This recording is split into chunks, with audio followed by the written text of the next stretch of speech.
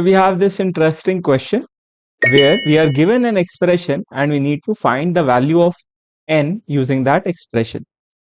So let's see how we can find the value of this n.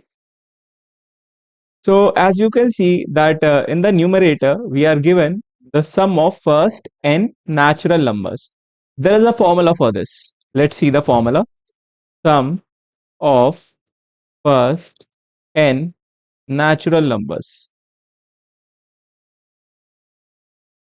What is the formula for this?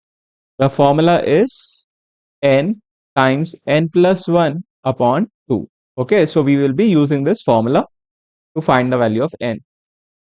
So we can apply this formula for the numerator. Yes, because numerator is representing sum of first n natural numbers. That means n times n plus 1 upon 2, and the denominator will remain as it is 3n. This is equals to 33 by 2. Okay. Now if we simplify this, you can see that it will become n times n plus 1 upon 2 times 3n. Okay. This is equals to 33 by 2.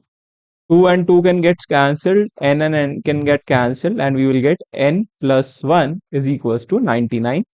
That means the value of n that we need to find out is 98.